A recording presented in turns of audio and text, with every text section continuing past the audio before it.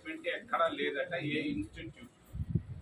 మరి ఇటువంటి ఇన్స్టిట్యూట్లో పనిచేస్తున్నటువంటి వాళ్ళకు మీరు ఇళ్ల స్థలాలు ఎక్కడ ఇచ్చారు? పుత్తూరు అడవులు ఇచ్చారు. ప్రధాన అర్చకులు కూడా ఇల్లు కట్టుకున్నానికి ఇల్లు లేదు. నేను మొన్న ఎప్పుడో పోతే చెప్తున్నారు సైకిల్ పైన వాళ్ళకి పాపం ఆశీర్వచనం పలికేటప్పుడు నన్ను పక్కకు తీసుకొని నువ్వు మాట్లాడింది మంచిదే, బాగా మాట్లాడు అంటున్నారు వాళ్ళు. మరి వాళ్ళకి ఇళ్ల స్థలాలు లేవు.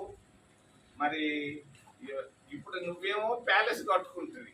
హైదరాబాద్ సిటీలో చంద్రబాబు నాయుడు ప్యాలెస్ కట్టాడు. జగన్ బాబు ఏమో బెంగళూరులో పెద్ద ప్యాలెస్ కట్టాడు, హైదరాబాద్ లో ప్యాలెస్ కట్టాడు. దానికి ఏదో పేర్లు.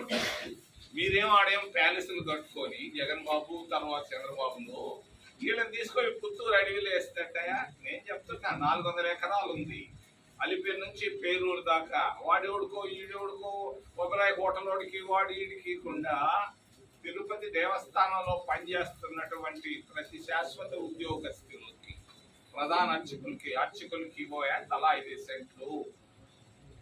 వీటిల్లో నా డిమాండ్ 1. వస్తాను మళ్ళా తొందరలో మీ దగ్గర. రెండవది స్విమ్స్ హాస్పిటల్.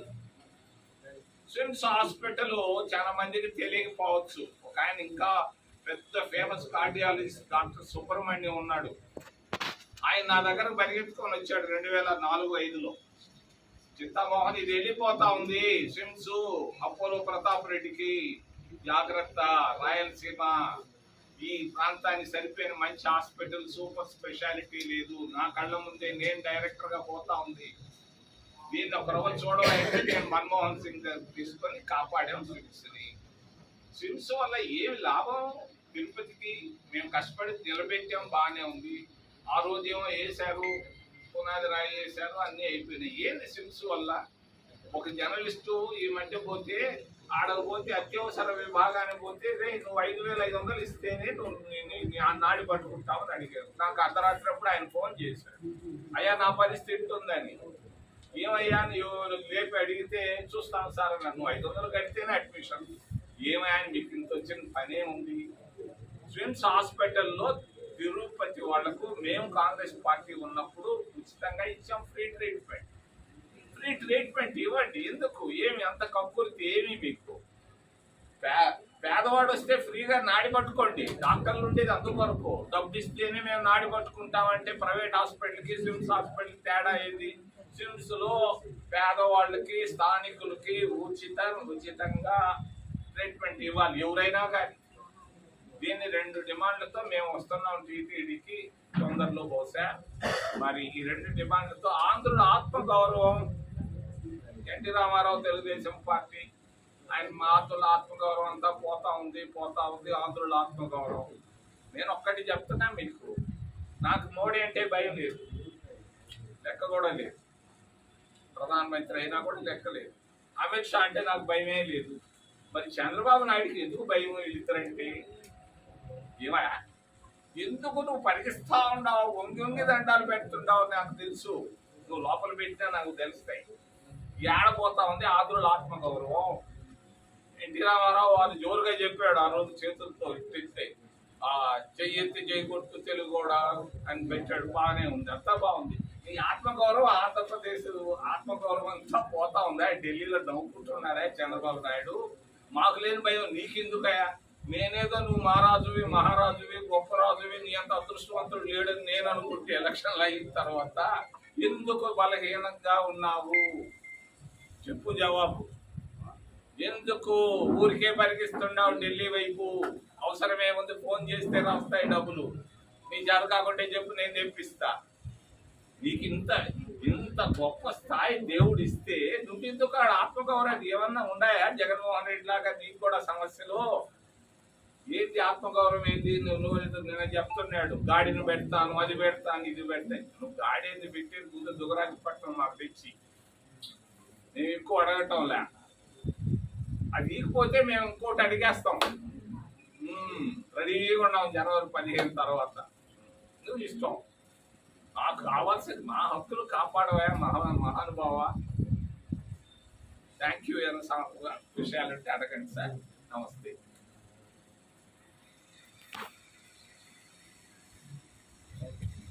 దీని మీద ఎందుకు మీరు ఆందోళన చెప్పలేదు? ఎందుకేందయ్యా వచ్చే ఉద్యోగాలు పోతున్నాయి. మీకు పాంప్లెట్ ఇచ్చాను, చదవండి. కన్నీళ్లతో ఉన్నారు, చెప్పుకోలేకపోతున్నారు. ఎంటెక్లు, బీటెక్లు, ఎంబీఏలు, ఎంసీఏలు చేసి ఖాళీగా అమ్మా నాయన పెట్టి తిండి పెట్టలేక కూలికి పోలేక ఇబ్బందులు పడుతుంది. ఎంటెక్ పాస్ అయినోడు కూలికి పోతున్నాడు ఎక్కడో కాదు, గాజుల మండ్యంలో. పేరు కూడా చెప్తాను, మల్లికార్జున రెడ్డి. ఆయన మొన్ననే పెళ్లి చేసుకున్నాడు, 2 బిడ్డలు. ఈ విధంగా కష్టాలు పడుతున్నారు. మీకు తెలియదు, మీరు ఎప్పుడు అడగటం లేదు. నిరుద్యోగుల గురించి అడగటం లేదు. నిరుద్యోగ సమస్య విపరీతంగా ఉంది మన ప్రాంతంలో.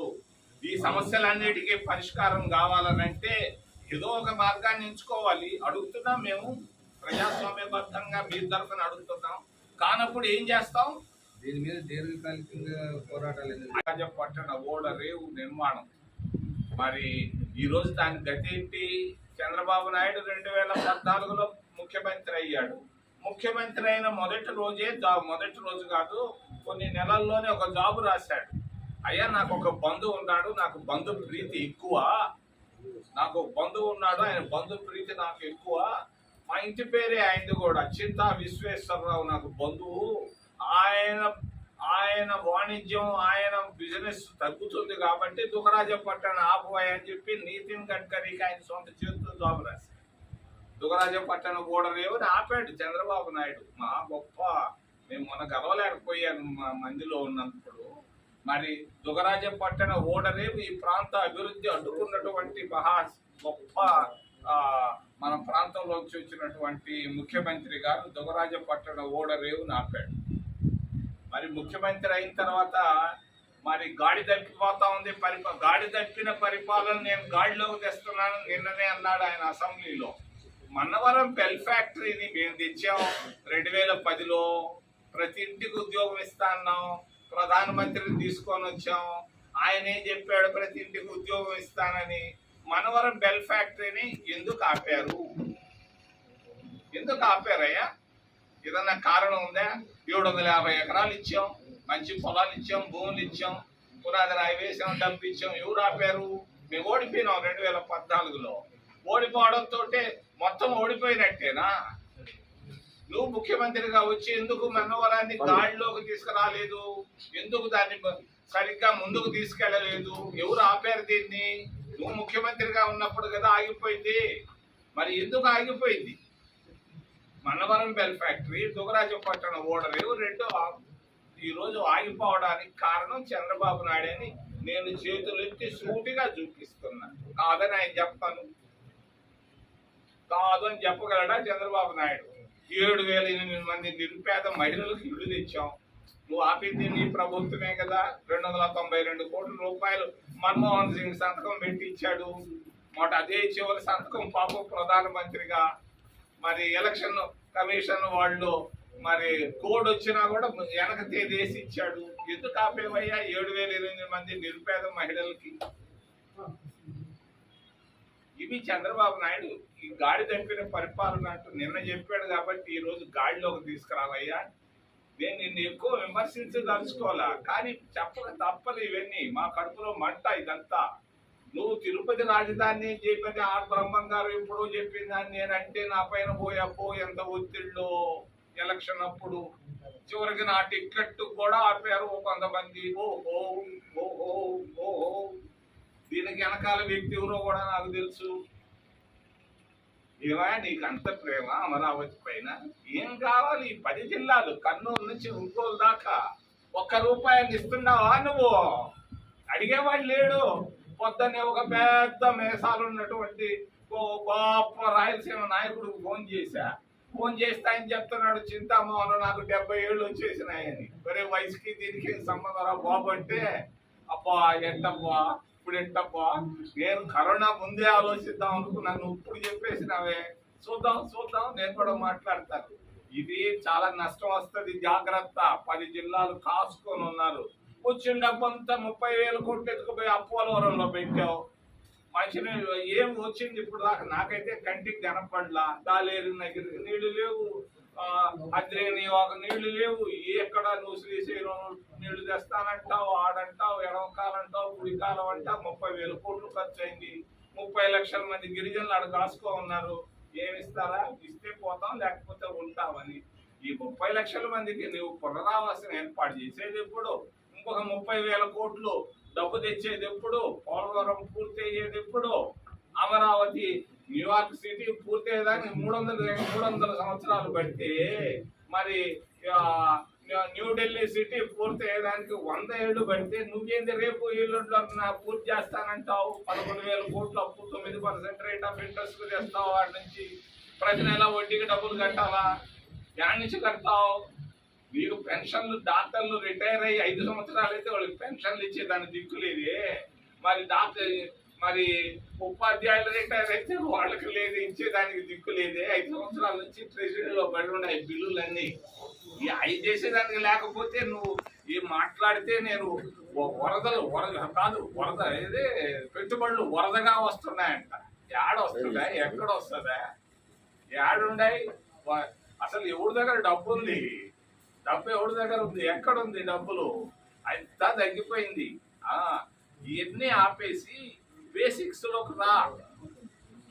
ఈరోజు కన్నీటితో ఉన్నారు ఎంటెక్ పాస్ అయిన వాళ్ళు. నేను చూపిస్తా తీసుకొచ్చి. ఎంబీఏ పాస్ అయిన వాళ్ళు కన్నీటితో ఉన్నారు, డ్రైవర్లుగా మారిపోయినారు. వీటిల గురించి ఆలోచించా చంద్రబాబు నాయుడు? దుగరాజపట్టణ ఓడరేవు నిర్మాణ పనులు నువ్వు జనవరి 15వ తేదీ లోపల ప్రారంభించకపోతే నా పని నాది, మీ పని మీది. మనవరం బెల్ ఫ్యాక్టరీ పనులు నీకే వదిలిపెడుతున్నా. దానిపైన నేనేమి మాట్లాడదలుచుకోలే. చాటైతే చేయి, లేకపోతే పో. రెండో విషయం టీటీడీలో 2 విషయాలు ప్రస్తావించదలుచుకున్నాను. టీటీడీ ఉద్యోగస్తులు ఈరోజు తిరుపతికి అంతర్జాతీయ స్థాయిని తీసుకొని వచ్చారు. 10,000 మంది పని చేస్తున్నారు. అర్చకులు మొదలుకొని మోసేవాళ్ళు దాకా, విగ్రహాలు మోసేవాళ్ళు దాకా అందరూ కష్టపడి 24 గంటలు పని చేస్తున్నారని చెప్పక తప్పదు. మరి హార్వర్డ్ యూనివర్సిటీ కూడా ఇక్కడ మేనేజ్మెంట్ స్టడీస్ గురించి వాళ్ళు పాఠ్యాంశాల్లో పెట్టుకొని రీసెర్చ్కి తయారవుతున్నారు. వాళ్ళు చేస్తున్నటువంటి స్కిల్ఫుల్ సర్వీసెస్ ప్రపంచంలోనే ఇంత మేనేజ్మెంట్ ఎక్కడా లేదట, ఏ ఇన్స్టిట్యూట్. మరి ఇటువంటి ఇన్స్టిట్యూట్లో పనిచేస్తున్నటువంటి వాళ్ళకు మీరు ఇళ్ల స్థలాలు జవహర్లాల్ నెహ్రూతో తిరుపతిని రాజధాని నగరం చేయమని గట్టిగా పోరాటం చేయడం జరిగింది. గుంటూరు ఆయన తిరుపతిని చేయమని, కర్నూలు ఆయన కాదు అని చెప్పి, అనంతపూర్ ఆయన కాదని చెప్పి కర్నూలుకు తీసుకుపోవడం జరిగింది.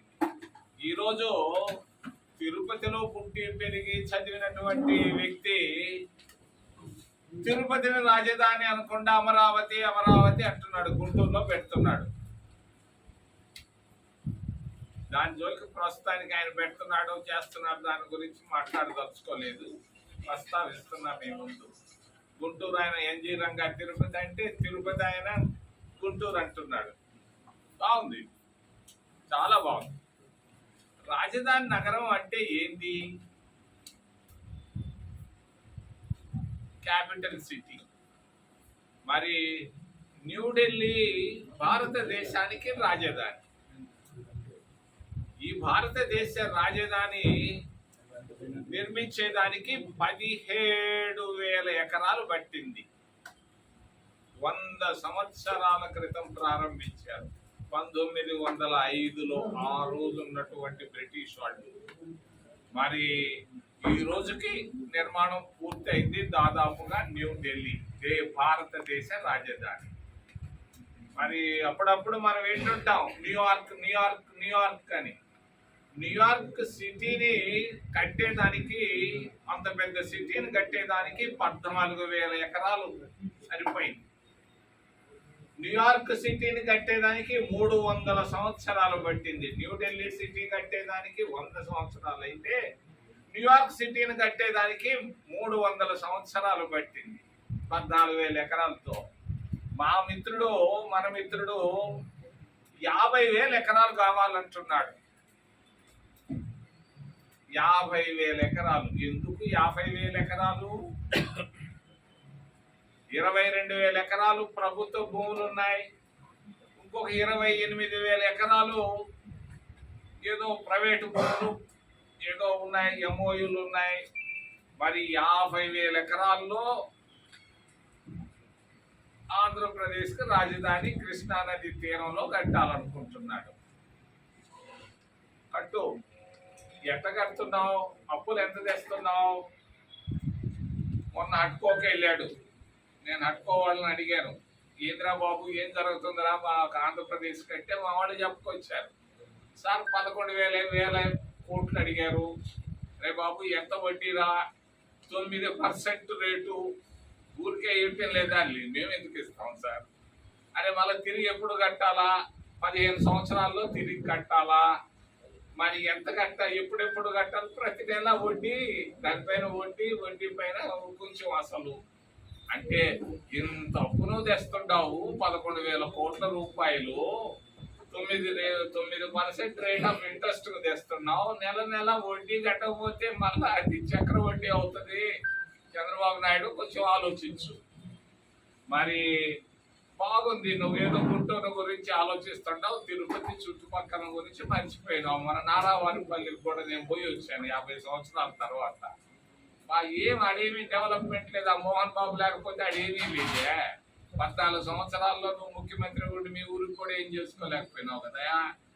ఏంది ఇది? పోనీలే, ఏదో మొన్న పోయి స్కూల్ పెట్టి వచ్చాను. నా మిత్రుడు ఆయన నారా రామ్మూర్తి నాయుడు, అన్ని వాళ్ళు అర్పించాను, వచ్చాను. అది మామూలు కార్యక్రమాలు. అసలు సంగతి ఏంటంటే, మేము కష్టపడి 32 మంది కేంద్ర మంత్రుల్ని ఒప్పించి ప్రధానమంత్రి ఆ రోజు చేసే ముందు, ఈరోజు బీజేపీలో ఉన్నాడు కిరణ్ కుమార్ రెడ్డి. ఆయన చెప్పాడు, రామాయపట్నానికి నువ్వు ఇస్తే సరే, లేకపోతే నేను ఒప్పుకోనంటే కూడా ప్రధానమంత్రి డాక్టర్ మన్మోహన్ సింగ్ ఆయన పక్కన పెట్టి నేను చెప్పిన ఊరికి దుగరాజు పట్టణానికి పోర్టు ఇచ్చాడు. ఏంది పోర్టు? ఏం ప్రయోజనం ఈ పోర్టు వల్ల? తిరుపతికి ఏం లేదనుకోవచ్చు. కానీ ఈరోజు బొంబాయి ఈరోజు అభివృద్ధికి వచ్చిందంటే అక్కడ ఉన్నటువంటి పోర్టు వల్ల. విశాఖపట్నం అభివృద్ధికి వచ్చిందంటే అక్కడ పోర్టు వల్ల. మద్రాసు పైకి వచ్చిందంటే అక్కడ పోర్టు వల్ల. పోర్టు అనేది చాలా ముఖ్యం. ఈ పోర్టు వల్ల తిరుపతి ఇది మహాపట్టణం కావడమే కాదు, చుట్టుపక్కల ఉన్నటువంటి కాళహస్తి, నాయుడుపేట, సూళ్ళూరుపేట, వెంకటగిరి, గూడూరు, ఇవన్నీ మహాపట్టణాలు ఒక గొప్ప పట్టణంగా తయారయ్యే ఉద్దేశంతో తీసుకొని వచ్చాం. దీనివల్ల లాభం, కొన్ని వందల పరిశ్రమలు వస్తాయి. మద్రాసులో $150 బిలియన్ ఎకానమీ ఉందంట. వాళ్ళని అడిగితే భారతదేశంలో ఎక్కడ లేనటువంటి ఎకానమీ తమిళనాడులో ఉంది, కేవలం పోర్టు చుట్టుపక్కల వల్ల. కొన్ని వందల పరిశ్రమలు అక్కడికి వచ్చాయి. ఇక్కడ వందల పరిశ్రమలు వస్తాయి. ఈ ప్రాంతం అభివృద్ధికి వస్తుంది. అంతేకాదు 1,00,000 మంది మామూలు చిన్న సన్నకారు రైతులు కోటీశ్వర్లు అవుతారు. 1,00,000 మంది పేద బలహీన వర్గాలు దాదాపుగా కొన్ని లక్షల మంది లక్షాధికారులు అవుతారు. ఆ ఆలోచనతోనే దుగరాజపట్టణ పోర్టును తీసుకురావడం జరిగింది. ఆ రోజు కేంద్ర మంత్రి మండలి ఆమోద ముద్రవే కాదు, మరి ఆ రోజు ఆ విభజన చట్టంలో, ఆంధ్రప్రదేశ్ విభజన చట్టంలో పోలవరం క్రిందనే పెట్టించాను నేను దుగరాజపట్టణ ఓడరేవు నిర్మాణం. మరి ఈరోజు దాని గతి ఏంటి? చంద్రబాబు నాయుడు 2014లో ముఖ్యమంత్రి అయ్యాడు. ముఖ్యమంత్రి అయిన మొదటి రోజు కాదు, కొన్ని నెలల్లోనే ఒక జాబు రాశాడు. అయ్యా, నాకు ఒక బంధువు ఉన్నాడు, నాకు బంధు ప్రీతి ఎక్కువ, నాకు బంధువు ఉన్నాడు, ఆయన బంధు ప్రీతి నాకు ఎక్కువ. మా ఇంటి పేరే ఆయనది కూడా, చింతా విశ్వేశ్వరరావు నాకు బంధువు. ఆయన వాణిజ్యం, ఆయన బిజినెస్ తగ్గుతుంది కాబట్టి దుగరాజపట్టణ ఆపువాయి అని చెప్పి నితిన్ గడ్కరీకి ఆయన సొంత చేతితో జాబు రాశారు.